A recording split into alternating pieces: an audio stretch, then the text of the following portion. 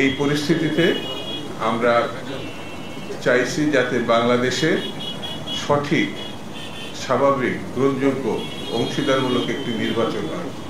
সেই নির্বাচনের মধ্য দিয়ে বাংলাদেশের জনগণ তার পছন্দের দল এবং প্রার্থীকে নির্বাচিত করবেন এবং এই নির্বাচনের মধ্য দিয়ে একটি গণতান্ত্রিক সরকার তৈরি হবে যারা দেশ পরিচালনা করবে। সীমাহীন দুর্নীতি হয়েছে এই দেশে, হাজার হাজার মানুষকে গুম, খুন, নিখোঁজ করা হয়েছে। এই দেশে গণতন্ত্রের প্রত্যাশা ৭১ সালে মুক্তিযুদ্ধ হয়েছে, ৯০-এর গণঅভ্যুত্থান হয়েছে, সর্বশেষ ২৪-এর গণঅভ্যুত্থান। ছাত্র জনতার রক্ত দিয়ে দেশকে ফ্যাসিবাদ মুক্ত করেছে। এখন বাংলাদেশের প্রত্যাশা মানুষ একটু স্বচ্ছন্দে, কৃষক, শ্রমিক, মেহনতি মানুষ একটু স্বস্তির সঙ্গে বসবাস করতে চায়। শ্রমিক তার অধিকার চায়, সাধারণ মানুষ নির্বিঘ্নে জীবনযাপন করতে চায়। সেই জায়গায় বাংলাদেশ জাতীয়তাবাদী দল, তার নেতা জনাব তারেক রহমান সংগঠনকে মানুষের প্রত্যাশা পূরণের জন্য পূর্বের মতোই মানুষের পাশে দাঁড় করাতে চায়।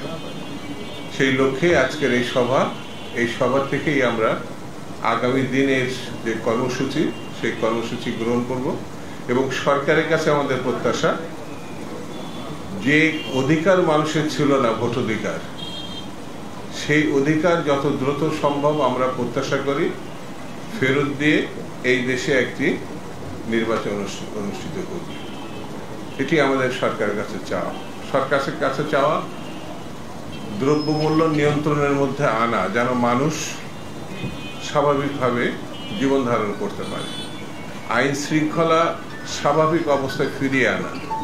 এই বিষয়গুলো আমরা আগেও বলেছি, এখনো বলছি এবং ভবিষ্যতে এটা মীমাংসা করা যায় কি করে, বিএনপি সেই দায়িত্ব গ্রহণ করতে চাই বলে আমরা রাস্তায় নেমেছিলাম।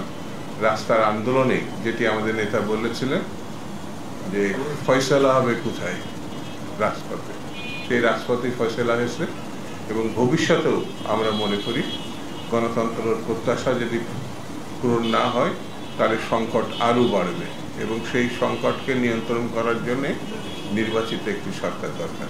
এটাই আমাদের বর্তমানের কর্মসূচি।